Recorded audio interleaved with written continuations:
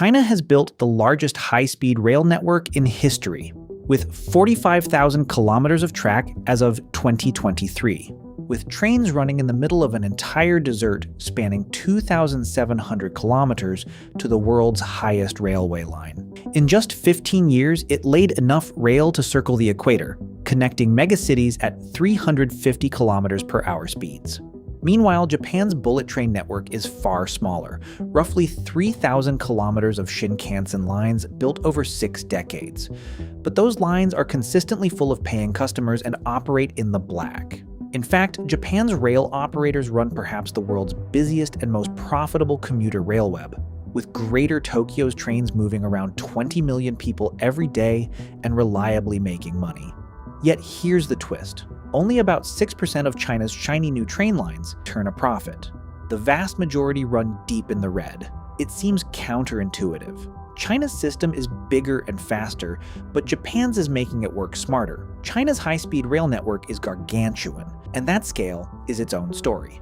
In 2007, China had virtually zero true high-speed rail in operation. Fast forward to the end of 2023, and it has 45,000 kilometers of HSR tracks spreading across the country. That's 2/3 of all the world's high-speed rail, built in about 15 years. A construction spree with few historical parallels. China laid over 3,600 kilometers of new rail lines in 2023 alone, including 2,800 kilometers of high-speed lines. To put that in perspective, in 1 year, China built almost as much high-speed track as Japan's entire Shinkansen network. By early 2025, projections show China hitting 46,000 kilometers of HSR and aiming for a whopping 70,000 kilometers by 2035. Under ambitious national plans, this massive scale means that Chinese bullet trains reach almost every province. The marquee routes like Beijing to Shanghai, Beijing to Guangzhou, and Shanghai to Shenzhen span thousands of kilometers across the country. Trips that once took 20+ hours by slow train now take 4 to 8 hours on a fast CRH China railway. Whole regions have been pulled closer together. Beijing to Shanghai. 1,300 kilometers can be done in 4.5 hours on the fastest train. And the system extends outward to smaller cities that never had world-class rail service before. Japan's approach couldn't be more different in pace. Japan's Shinkansen network grew gradually since 1964.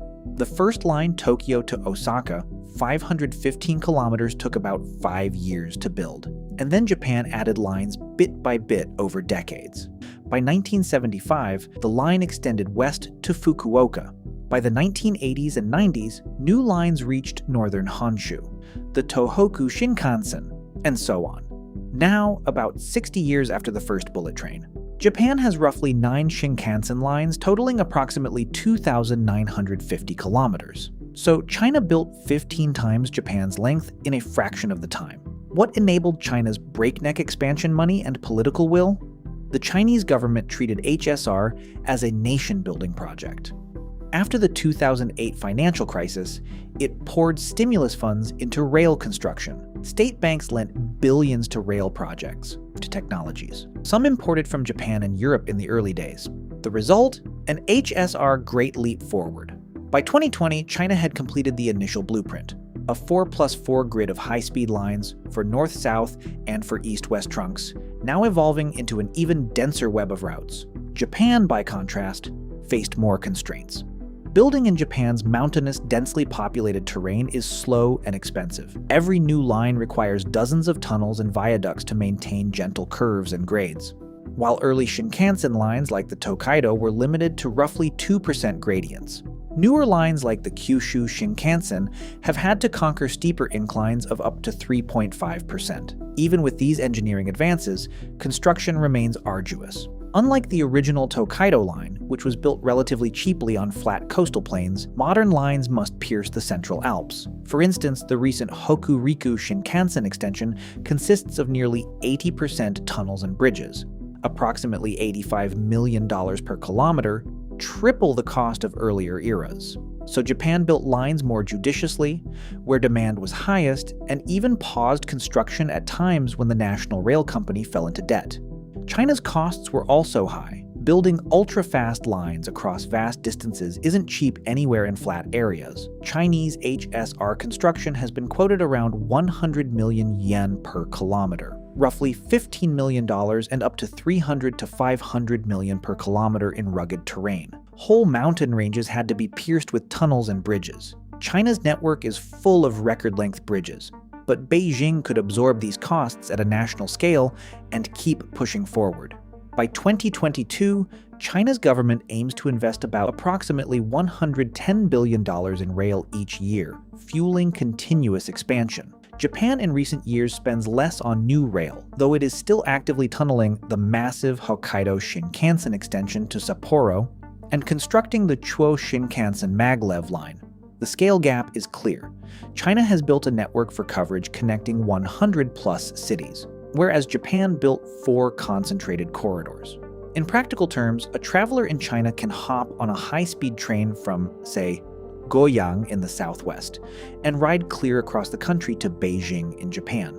You can't reach every city by bullet train, but the key metro areas are linked, stretching from Kagoshima, southern Kyushu, through Honshu, and up into Hokkaido, currently terminating at Hakodate. And one more difference, train frequency on China's regional lines. Frequency can be sparse, but on its busiest arteries like Beijing to Shanghai, the system rivals Japan's intensity, running over 100 train pairs daily, with departures every few minutes.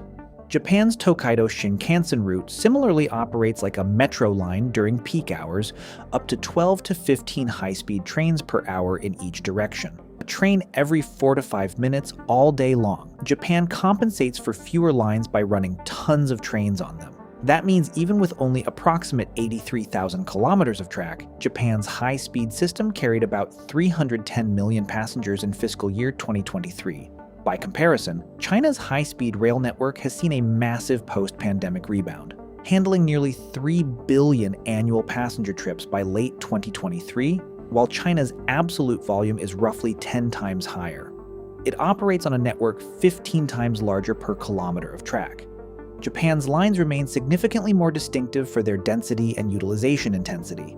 It's like China built a freeway network spanning a continent, while Japan built a smaller number of super busy rail highways where every segment is packed. Scale has its advantages. China's rail connects places that were previously hard to reach, efficiently boosting mobility for millions. But it also has drawbacks when expansion outpaces demand, which leads us to the next issue: getting passengers the last mile and actually filling those trains. Building thousands of kilometers of track is one thing. Getting passengers from their homes to those shiny new stations is another. This is the last mile challenge, and it's an area where China and Japan diverge significantly in urban planning and rail integration in China. Many high-speed rail stations aren't in city centers. They're often built on the outskirts of town, sometimes 10 to 20 kilometers away from the historic urban core. Why? Because it's cheaper and easier to build new high-speed lines in less developed areas, avoiding dense downtowns. Also, many Chinese cities already had an older central railway station, so the new HSR station got sited in a suburb or a newly planned district. City officials often hope to develop these areas into new business centers around the station, but in a lot of cases that development hasn't fully materialized yet. The result is what Chinese media dubbed ghost stations. Imagine a massive modern station with capacity for thousands of travelers but only a trickle of passengers. Since 2010, China Railway had to close 20 high-speed stations due to lack of passengers. Many in smaller inland cities where the HSR stop was too far out and inconvenient, local governments built ground stations in the middle of nowhere to quote internet memes, expecting growth that never came. One notorious example, Tongren South Station in Guizhou, nestled in the mountains 60 kilometers from the city. It's named after requiring over an hour's taxi ride to reach. Hardly anyone used it, and it was essentially a white elephant until services were reduced. There are multiple such cases where stations were placed with poor accessibility, and the rail operator ended up scaling back service or shuttering them to cut losses. Now, to be fair, not all Chinese HSR stations are remote. In big cities like Beijing, Shanghai, Guangzhou, the main high-speed terminals. Beijing, South Shanghai, Hongqiao, Guangzhou, South are within the urban area, and connected by subways and even along the flagship Beijing to Shanghai HSR. The average station is about 9 kilometers from the city center, not 20 kilometers as some critics claim. Many have metro lines or buses linking them. But the broader pattern is that China's network prioritized reaching new cities quickly, even if that meant plopping stations in outer districts and hoping the last mile would be solved later with metro's feeder trains or highways in fast-growing cities. That's sometimes okay. Chinese cities are expanding outward so rapidly that a remote station might become surrounded by new neighborhoods in a decade. Still, for a traveler today, it can be a hurdle. You arrive by bullet train, but then you might need a 30 to 60-minute taxi or bus ride to actually get downtown or to your appointment. That extra friction can discourage use, especially for shorter trips where flying or even driving might land you closer to city center. Japan's approach to station placement is much more integrated. Almost every Shinkansen station is located in or next to an existing city center, Tokyo Station. The central nexus of the network is smack in the middle of downtown Tokyo. Lines radiate both west to Osaka/Hiroshima and north to Sendai/Hokkaido. From this single hub, Osaka Shinkansen Hub in Osaka is a few kilometers from the city center, but it's directly linked by local trains and subway. 10 minutes to the main Osaka Station hub. Smaller cities. If you take the Shinkansen to, say, Niigata, Nagano, or Hiroshima, you arrive right in the city downtown. The stations are typically the same ones the city has used for decades, or new stations built adjacent to old ones for easy transfers. The last mile in Japan is usually the last 100 meters. You step off the bullet train and you can often just walk or take a short metro hop to your final stop. This difference is rooted in urban planning. Japanese cities grew up around train stations, especially post-war. The rail companies like JR East or private lines often own the real estate in and around their stations. Shopping malls, office buildings, hotels. So they have a vested interest in bringing people into the station, not stranding them in the suburbs. In Tokyo, for example, major stations like Shinjuku, Tokyo, or Shibuya. A vibrant city centers by design. A rider's journey seamlessly continues from Shinkansen to local train to maybe a short walk to the office. China historically didn't have that pattern. Many cities were more car-oriented in their recent development or had one central station, mainly for conventional trains. When HSR came along, designing entirely new station districts was a novel challenge. Some places have done it well.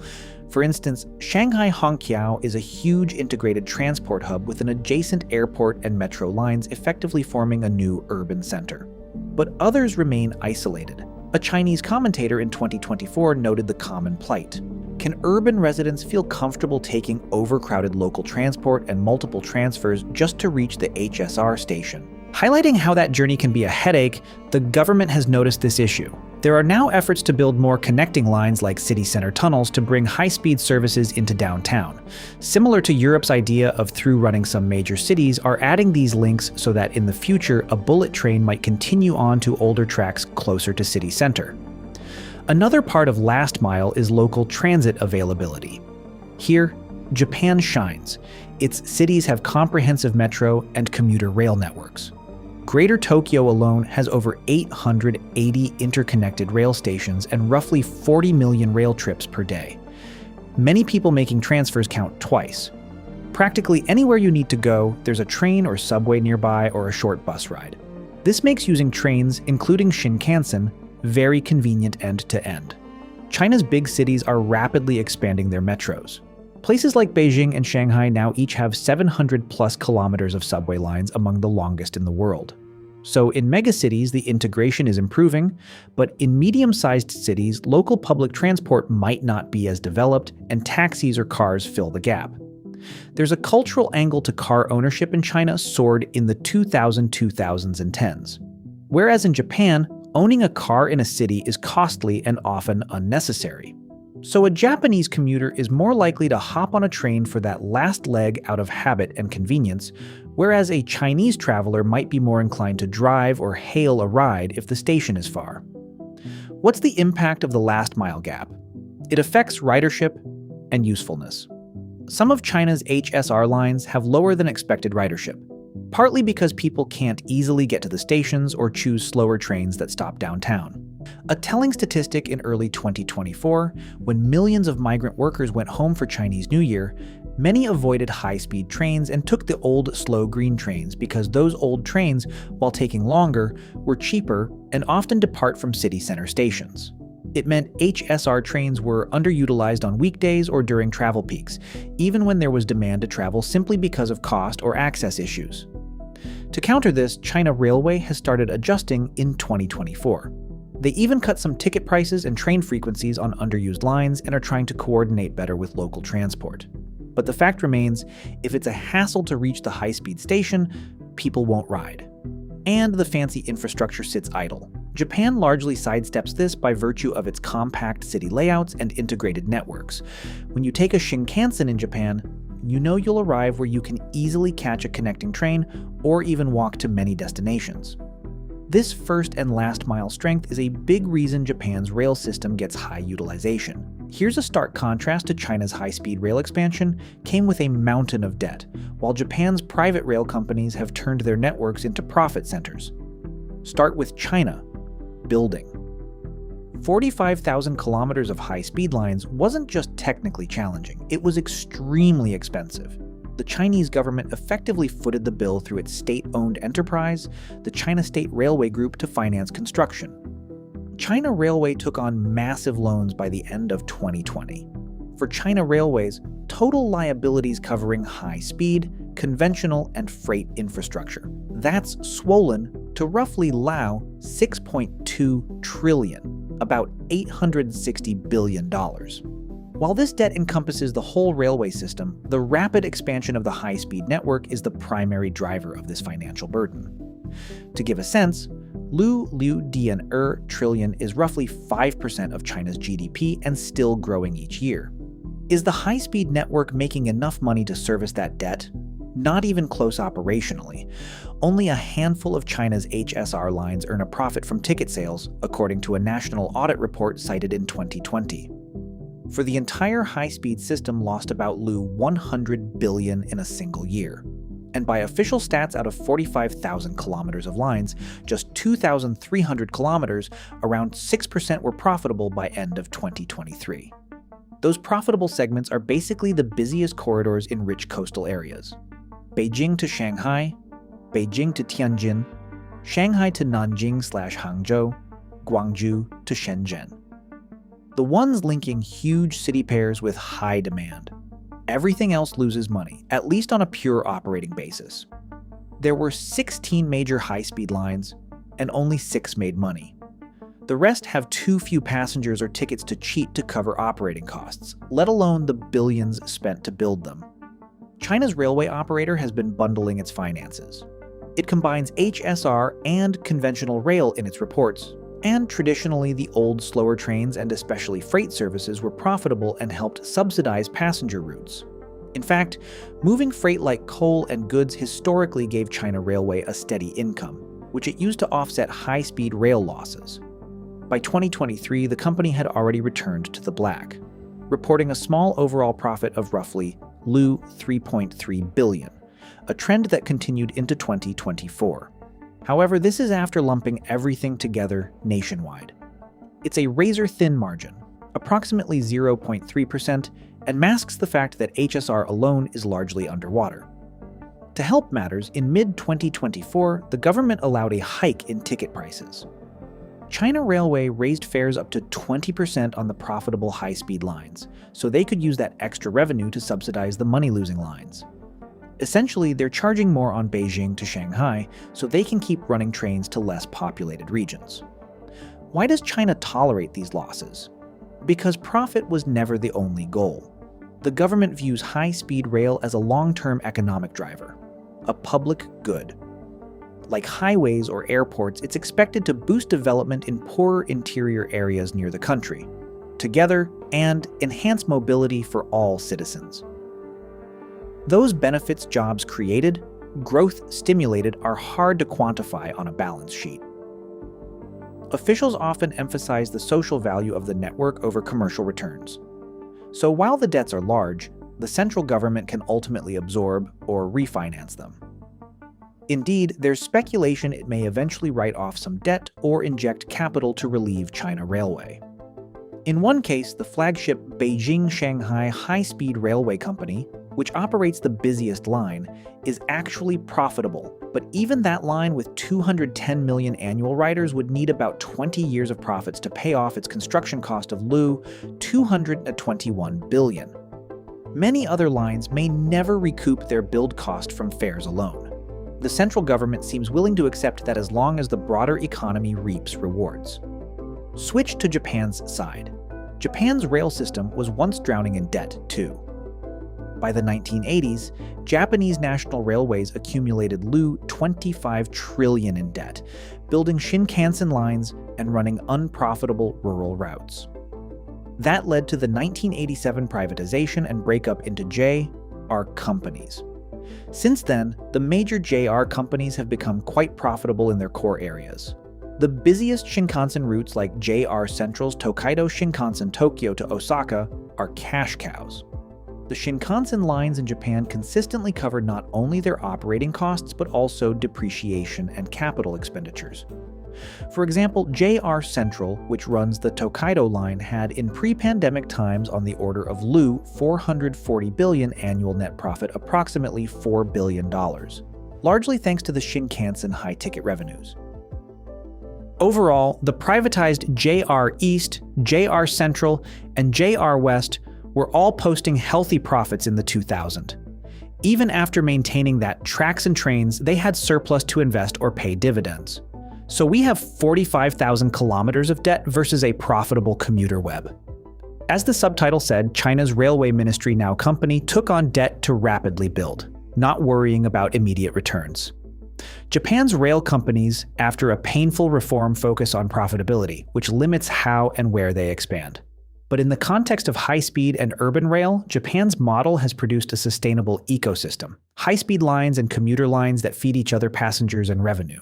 Whereas China's is more of a state-subsidized expansion that may take decades to financially equilibrate. Let me know your thoughts in the comments below, and make sure to subscribe for our next interesting video coming soon. This is Kyle, and you are watching Beyond Economy.